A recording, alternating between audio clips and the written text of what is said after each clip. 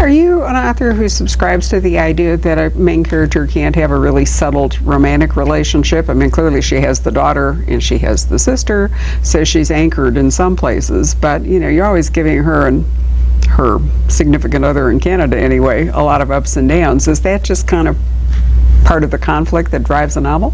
I think so. I think if she just had a nice, happy domestic life, it wouldn't be as interesting. And this gives me a lot more possibility for plot. Of course, he's a cop too, and they're notoriously lousy marriage risks, right? Well, there's that, and then this daughter appeared. I mean, he's got other things on his plate right now, so, and he's just not quite sure she's done with Pete. So, and you know, there was some possibility that that may be true. Tempe's not a paperwork kind of gal, so she's never filed for divorce or anything, and she and Pete have this good relationship, and they, you know, they share Katie and they share Boyd, the dog, and Bertie the cat, and they get along well. They just can't be married to each other. Have you divided the books up, I haven't gone back to count, pretty equally between the Carolinas and Montreal? With a few exceptions. Crossbones, of course, took place in Israel. Right. Grave Secrets took place in Guatemala. But didn't Crossbones start in Canada? It started in Canada. Guatemala, did that have a I'm trying to remember Canadian where you went. I think so. I think you went back. I know the opening part was, that was so dramatic, the opening when you're down in the, whatever it was in Guatemala. I'm trying to remember. Was that the one with the septic tank? Yes. Oh, yes. It goes from the mass grave to the septic tank. Yes. I did get a lot of feedback on that. Well, I thought it was fascinating. But I thought if I learned about solid human waste disposal, it was time my readers did as well. So.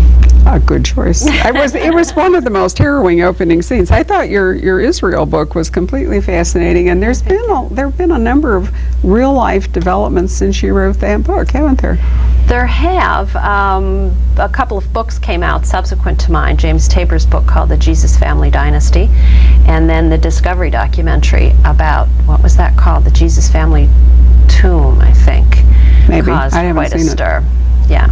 But they have actually found, I mean, it's interesting to think that DNA evidence or whatever, like I know what that really involves, but in any case, some of the biblical stuff that we've learned all along, some of it's going to turn out to be true and some of it's going to turn out to be whatever it turns out to be. Well, that's the astounding thing, I think, when you go to Israel, is you've heard all of these biblical stories your whole life growing up, and yet when you go there, it's history. You know, it happened, it took place here.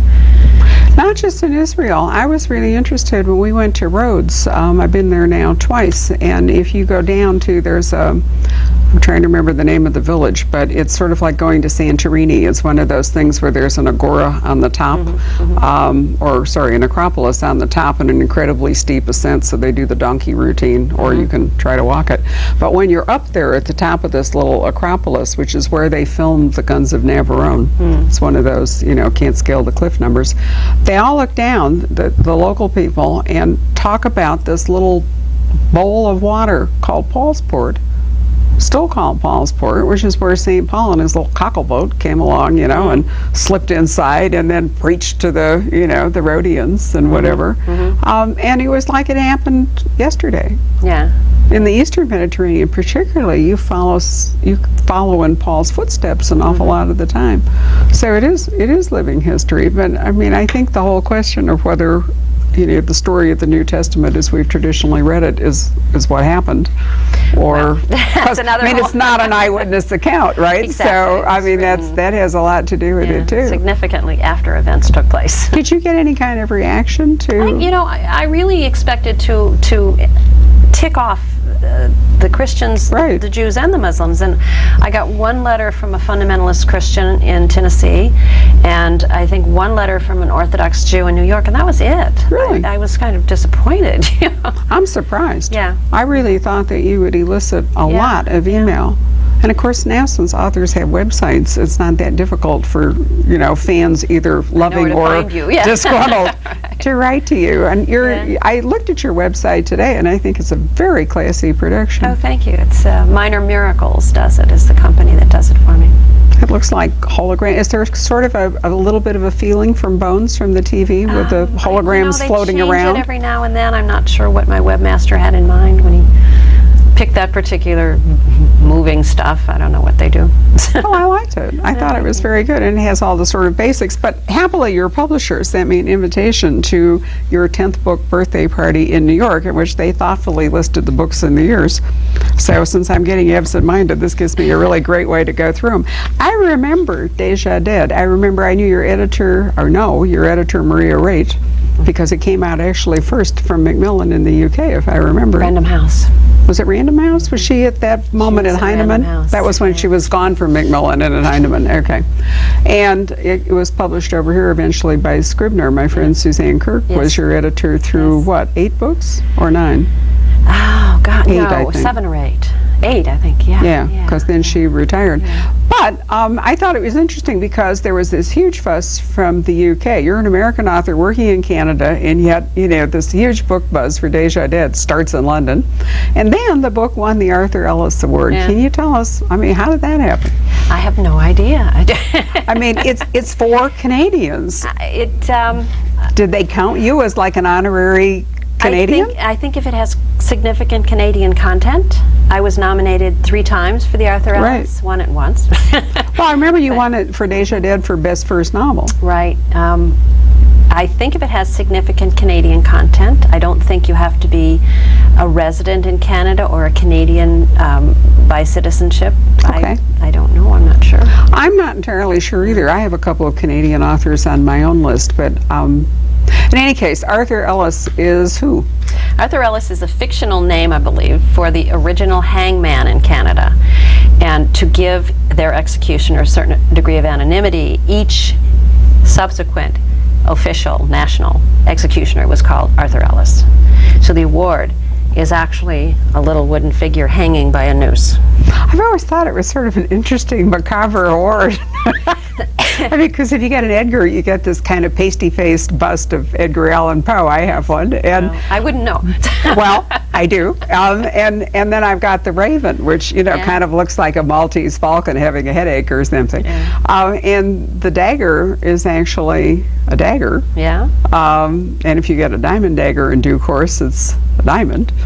But I think the Canadians have such a great sense of humor by giving you an actual hangman. Yeah. What do you do with it? Do you have a display? Well, I have a set of shelves for my prizes, and right now the Ellis is sitting there all by himself. But it seems very appropriate for you dealing with these bodies. I think you were nominated last year, weren't you? Because I think I remember Susan Muldow, your publisher, saying she was going to Canada with you to the ceremony. Yeah. How fun.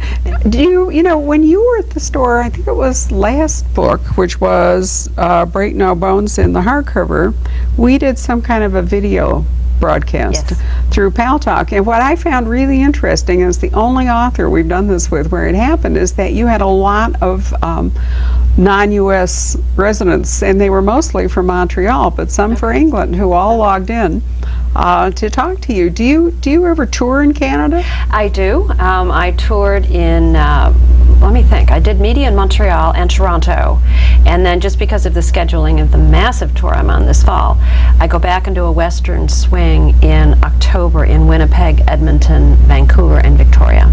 Oh, lovely. And I've also done the the Nova Scotia and out in the eastern parts as well. Well, I would think that the Maritime, for this book in particular, would be really nice, because when Rob and I were there, we spent a month in the Maritime on Prince Edward Island, where you bring up the, isn't Evangeline a fan of Anne of Green Gables? Isn't that part of the book?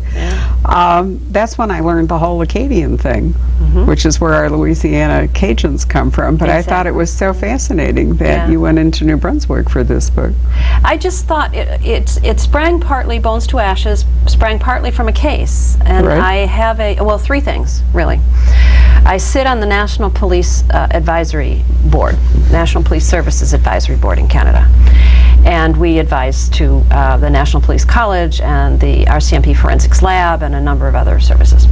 And we were briefed one day by the director of the National Missing and Exploited Children's Center. And I was struck by the importance and the extent of the problem of child pornography on the internet. So it was right about the time I was thinking about writing book number 10. So I thought I'm going to use that theme in this book.